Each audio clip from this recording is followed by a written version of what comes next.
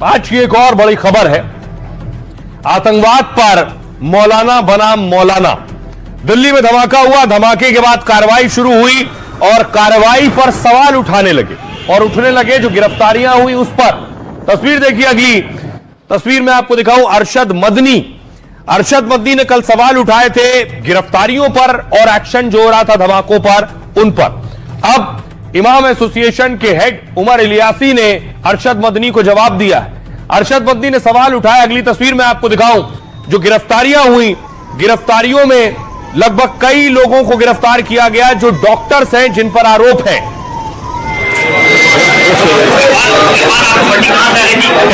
इरफान, आपको फंडिंग कहां से आ रही थी? सिग्नल किसने दिया? दानिश, उमर को ब्लास्ट करने का सिग्नल किसने दिया? दिल्ली ब्लास्ट करने का?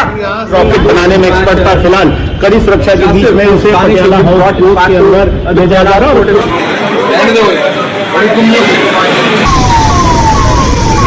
और इतना ही नहीं, इसके बाद जिस यूनिवर्सिटी से इनका ताल्लुक था, अल फलाह यूनिवर्सिटी, जहां ये पढ़ाते थे, जहां डॉक्टर्स तैयार कर रहे थे, इस यूनिवर्सिटी के चेयरमैन पर एक्शन हुआ।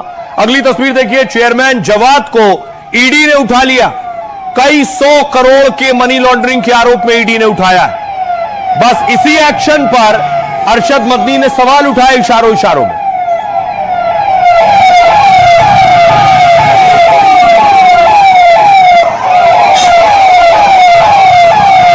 मुसलमानों के हक और हुकूक की लड़ाई लड़ते हैं, लेकिन दोनों के बीच अब तलवारें खिंच गई हैं। मुद्दा है आतंकवाद का, इसलिए दिल्ली धमाका और उससे जुड़ी अल फलाह यूनिवर्सिटी से निकले आतंकियों पर मौलाना भिड़ गए। एक तरफ है जमीयत उलेमाए हिंद के मुखिया और दारुल उलूम देवबंद के प्रिंसिपल मौलाना अरशद मदनी, तो दूसरी ओर है ऑल इंडिया इमाम एसोसिएशन के अध्यक्ष उमर इलियासी। न्यूयॉर्क का मेयर बन सकता है ममदानी, लंदन के अंदर मेयर बन सकता है एक खान, हिंदुस्तान के अंदर किसी मुस्लिम यूनिवर्सिटी का कोई आदमी वाइस चांसलर नहीं बन सकता। देश के माहौल को खराब करने जैसा बयान है, लोगों के अंदर डर पैदा करने जैसा बयान है, देश के अंदर अराजकता पैदा हो उसका बयान है। कोई मुसलमानों को दबाने का दावा कर रहा है तो कोई उठाने का ऐलान कर रहा है, लेकिन बहस इस बात पर छिड़ी है कि आतंकवाद में धर्म देखकर कवर फायर दिया जाएगा। अब देखिए जरा एक्शन पर क्या कह रहे हैं मदनी और उन्हें क्या जवाब दे रहे हैं इलियासी। मदनी साहब ने कहा, दुनिया के कई बड़े शहरों में मुस्लिम समुदाय के लोग महापौर जैसे अहम पदों तक पहुंच रहे हैं। लंदन जैसे शहर में भी मुसलमान मेयर बन सकता है, लेकिन भारत में मुस्लिम व्यक्तियों को विश्वविद्यालयों में कुलपति बनने का अवसर लगभग नहीं मिलता है। यदि कोई मुसलमान आगे बढ़ने की कोशिश करता है तो उसे आजम खान की तरह सजा झेलनी पड़ती है। अल फलाह का हाल देख लो, उसके चेयरमैन को जेल में डाल दिया गया, पता नहीं कितने दिनों तक जेल में रखा जाता है। इस पर डॉक्टर उमर अहमद इलियासी ने जवाब दिया, मैं मौलाना अरशद मदनी के बयान की कड़ी निंदा करता हूं, जिसका मकसद देश का माहौल खराब करना है। ये लोगों में डर पैदा करना और अराजकता फैलाना चाहते हैं। उन्होंने अल फलाह का हवाला देकर आतंकियों का साथ दिया है। लाल किले पर धमाका देश का माहौल खराब करने की साजिश थी। अल फलाह यूनिवर्सिटी के 3 जाने माने लोग गिरफ्तार हुए। राष्ट्रीय सुरक्षा के मामले में जांच एजेंसियां अपना काम कर रही हैं। मौलाना मदनी को आतंकवाद के खिलाफ बयान देना चाहिए था, आतंकवाद पर एक शब्द नहीं बोला। उनकी जमीयत उलेमाए हिंद को आतंक का विरोध करना था। मोदी जब से पीएम बने हैं मुसलमानों का विकास हो रहा है, लेकिन अरशद मदनी कभी अच्छे कामों के लिए उनकी तारीफ नहीं करते। मैं उनसे कहूंगा कि आप फिर से प्रेस कॉन्फ्रेंस कर यही संदेश दें। शहनवाज हुसैन कह रहे हैं, मदनी ने गैर जिम्मेदाराना बयान से हिंदुस्तान को बदनाम किया है। भारत में मुस्लिम राष्ट्रपति, उपराष्ट्रपति, चीफ जस्टिस सब बनता है। नीरज कुमार जेडीयू नेता कह रहे हैं, मौलाना साहब ये हिंदुस्तान है जिसकी जमहूरियत बेहद मजबूत है। भारत का लोकतंत्र और संविधान सबको समान अधिकार देते हैं। हर जाति धर्म के लोगों को काम करने और आगे बढ़ने की आजादी है। फिर आप न्यूयॉर्क जा रहे हैं और भारत पर सवाल उठा रहे हैं। आइए सुनिए जरा अरशद मदनी को और उमर इलियासी को।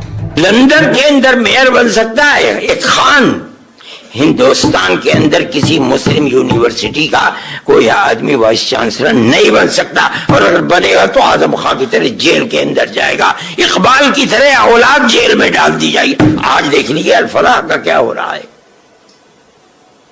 जेल में पड़ा हुआ है और कितने साल जेल के अंदर गुजरते हैं नहीं जानता कोई आदमी। जिस तरह से मौलाना अरशद मदनी का सामने बयान आया है, बहुत निंदा भी करता हूं। देश के माहौल को खराब करने जैसा बयान है, लोगों के अंदर डर पैदा करने जैसा बयान है, देश के अंदर अराजकता पैदा हो उसका बयान है। जिस तरह से वो एक जिम्मेदार संगठन के जिम्मेदार व्यक्ति हैं, उनको अपनी जिम्मेदारी का ध्यान रखते हुए इस तरह के बयान नहीं देने चाहिए। अब देखिए, मदनी कह रहे हैं कि हिंदुस्तान में मुसलमान मेयर नहीं बन सकता है, महापौर नहीं बन सकता है। मेरे पीछे जिन मुसलमानों की तस्वीर आप देख रहे हैं, ये हिंदुस्तान के ही हैं और बड़ी शख्सियत हैं। यहीं के लोगों के प्यार से और संविधान से पावर तक पहुंचे हैं, बहुत से इसमें पदों तक पहुंचे हैं, बहुत से अपने प्यार के जरिए बहुत ऊंचा मुकाम हासिल किया है। पहले देखिए, मदनी साहब जैसे और उनकी जैसी सोच रखने वालों के लिए उन्होंने कहा मुसलमान महापौर नहीं बन सकता है। हिंदुस्तान में 3 मुसलमान राष्ट्रपति हुए, जाकिर हुसैन साहब, फखरुद्दीन अली और डॉक्टर एपीजे अब्दुल कलाम। वो तो महापौर की बात कर रहे थे। इसे आगे मूव कीजिए। 3 मुस्लिम राष्ट्रपति हुए, 3 मुस्लिम उपराष्ट्रपति भी हुए, जाकिर हुसैन, एम हिदायतुल्ला और हामिद अंसारी उपराष्ट्रपति भी हुए। 18 मुख्यमंत्री भी हुए। भारत के 8 प्रदेशों में अब तक 18 मुस्लिम सीएम रहे हैं। जम्मू कश्मीर में सबसे ज्यादा 11 मुसलमान मुख्यमंत्री बने। बिहार, असम, राजस्थान, महाराष्ट्र, मणिपुर, केरल में भी मुस्लिम सीएम रहे हैं। वो कह रहे हैं मेयर नहीं बन सकता। 200 से ज्यादा मंत्री और सांसद भी हुए। देश में अब तक 200 से ज्यादा मुस्लिम सांसद बने। विदेश, गृह समेत कई मंत्रालयों के कैबिनेट मंत्री रहे। अलग अलग राज्यों में सैकड़ों विधायक मुसलमान हैं और 100 से ज्यादा मुस्लिम महापौर ने शहर सरकार चलाई है। यह है सच्चाई।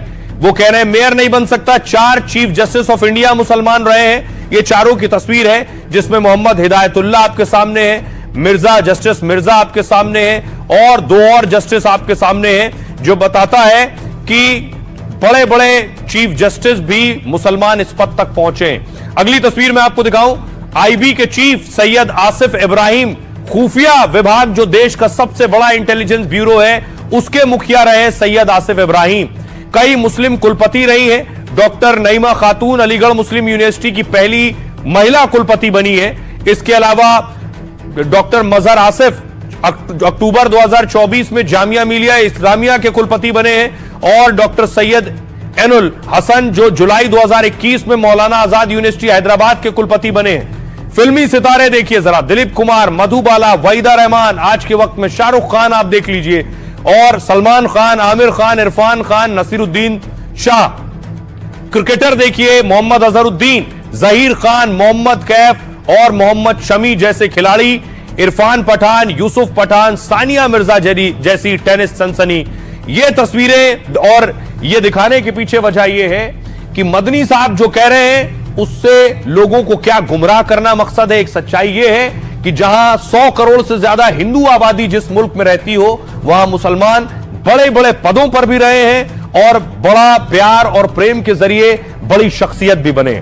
सुनिए जरा इस पर क्या कह रहे हैं सियासतदान। भारत में एपीजे अब्दुल कलाम जैसे जो हमारे राष्ट्रपति जी हुए, ये मुसलमानों के असली आइकॉन है कि जिनको देखकर हमारा भी सिर आदर से झुकता है और वो सिर उठाकर ही हमेशा चलते रहे। उनको आइकॉन बनाइए ना, दूसरों को आइकॉन क्यों बनाते हो? अरशद मदनी का बयान बहुत गैर जिम्मेदाराना है। उन्होंने बहुत गलत बात की है। उन्होंने हिंदुस्तान को बदनाम किया है। भारत में माइनॉरिटीज को, मुसलमानों को जितने हक भारत में मिले हुए हैं दुनिया में कहीं नहीं है। भारत के मुसलमानों के लिए भारत से अच्छा देश, हिंदू से अच्छा दोस्त और मोदी से अच्छा नेता नहीं मिल सकता। राजनीति में कोई धर्म लाने की कोई जरूरत नहीं है। हमारे लिए अगर कोई हिंदू बहुत अच्छा है तो हमको भी चलेगा, हमें कोई फर्क नहीं पड़ता। लेकिन जो लोग, जिनकी सोच ये है कि आपस में मुसलमानों को गिराओ, मुसलमानों के बारे में गलत बातें करो, मैं समझता हूँ कि ये संविधान के खिलाफ है। ऐसे लोगों के खिलाफ लोगों को खड़ा होना चाहिए। जो यूनियन मिनिस्टर है और कह रहे हैं कि हिंदुस्तान के मुसलमान नमक हराम है, आप उनके खिलाफ तो कोई कार्रवाई नहीं कर रहे, कि जो कह रहे हैं हम तो इनके मजहब को मिटा देंगे। आप तो उनके खिलाफ कोई कार्रवाई नहीं कर रहे, जो हर तीसरे दिन कहते हैं कि इन्हें हम पाकिस्तान भिजवा देंगे। तो इन हालात के अंदर अरशद मदनी साहब ने जो कुछ कहा है, एक हद तक बहुत सही है। देश के लिए संविधान बना, समाज के लिए संविधान बना, तो संवैधानिक व्यवस्था रहे तो देखो अल्पसंख्यक प्रकोष्ठ हमारे यहाँ पैसा जा रहा है। ये लोग चाहते हैं मुसलमान रहे अंधा, उठाता रहे इन लोगों का झंडा, खाता रहे डंडा, और चलता रहे इन लोगों का धंधा। अब मुसलमान भी पढ़ने लिखने के लिए आगे आ रहा है, इनके इतिहास से बाकायदा नहीं पढ़ने वाला। अब जब मुस्लिम होता है तो इस तरह से हमला होता है, बुलडोजर मुसलमानों के घर पर ही चलता है। तो ये तो अमेरिका और यहाँ की तुलना नहीं। America is a great because America में डिस्क्रिमिनेशन नहीं है। लेकिन यही वजह है शाहरुख खान जवानों का हौसला बढ़ा रहे थे, और जिस तरह से पड़ोसी मुल्क साजिश कर रहा है, वो साजिश कैसे नाकाम हो इसकी कोशिशें जारी हैं। खुद एलजी ने जम्मू कश्मीर में आज सिक्योरिटी की एक बड़ी बैठक ली है।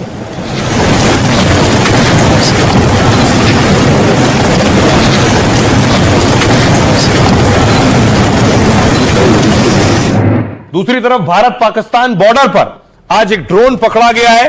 पाकिस्तान से ड्रोन के जरिए कुछ चीजें भेजी जा रही थी। पाकिस्तान ये हरकत लंबे वक्त से करता है। ये ड्रोन आप देख रहे हैं सीमा पार कर बॉर्डर में घुसा, भारत के सरहद के अंदर आया, और उसके बाद देखिए ड्रोन मार गिराया गया है। और इसी तरह दिल्ली धमाके के बाद एक और गिरफ्तारी हुई है। उमर के करीबी तुफैल की गिरफ्तारी हुई है। बताया जा रहा है तुफैल उमर के घर के बगल में रहता था।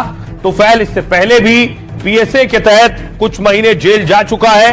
तुफैल के परिवार का कहना है उसका बेटे का उमर से कोई ताल्लुक नहीं, लेकिन दोनों में आपस में बातचीत होती थी, इसलिए उसे उठाया गया है। लेकिन ड्रोन की जो साजिश थी वो सामने आई है कि कैसे पाकिस्तान से ड्रोन भेजे जाने वाले थे।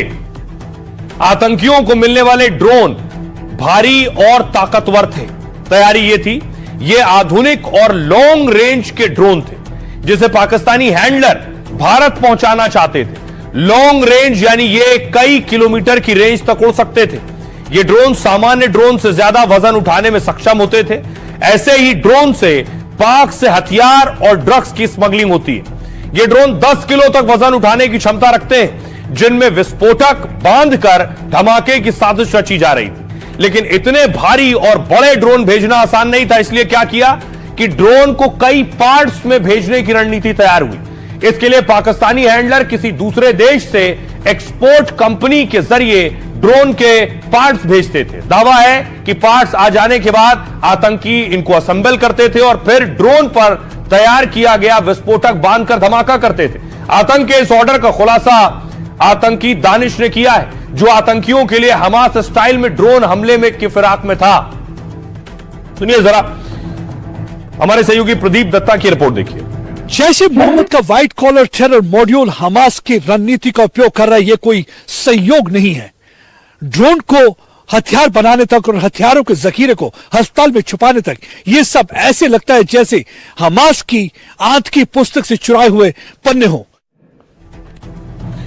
अब चारों तरफ दूसरे राज्य भी चौकन्ने हैं। उत्तर प्रदेश की तस्वीर मैं आपको दिखा रहा हूं। यूपी में एटीएस जो है वो मदरसों में जा रही है और वहां की डिटेल ले रही है, वहां कौन पढ़ रहा है, किसका ताल्लुक किससे है, किसका कनेक्शन किससे है। ये फतेहपुर की तस्वीर मैं आपको दिखा रहा हूं, यूपी के फतेहपुर की।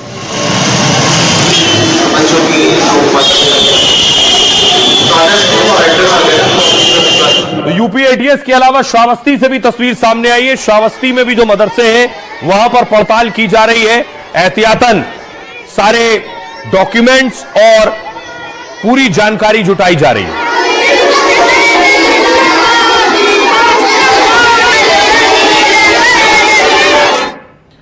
दिल्ली के धमाके के बाद से जांच का दायरा बढ़ता जा रहा है। आतंकी मॉड्यूल को पनपने से रोकने के लिए एटीएस एक्टिव है। यूपी के अलग अलग जिलों से जानकारी जुटाई जा रही है। पता किया जा रहा है कि किस मदरसे में कितने बच्चे पढ़ते हैं। छात्रों और उनके परिजन के नाम नंबर पता लिया जा रहा है। इतना ही नहीं, मदरसों के प्रबंधक और शिक्षकों पर भी नजर है। मदरसों में छात्रों को पढ़ाने वाले शिक्षक की कुंडली खंगाली जा रही है। खासकर बाहर से आकर पढ़ाने और पढ़ने वाले रडार पर हैं। एक्शन से नेपाल से सटे श्रावस्ती के मदरसा संचालकों में हड़कंप मचा है, क्योंकि हाल ही में मदरसा जांच रुकी थी, लेकिन एटीएस ने फिर यह शुरू कर दिया है। योगी सरकार ने यहां करीब 26 अवैध मदरसों पर बुलडोजर चलवाया था। श्रावस्ती जिले में करीब 100 से ज्यादा अवैध मदरसे सील कर दिए गए। उधर फतेहपुर के जिला अल्पसंख्यक अधिकारी से भी डिटेल मांगी गई है।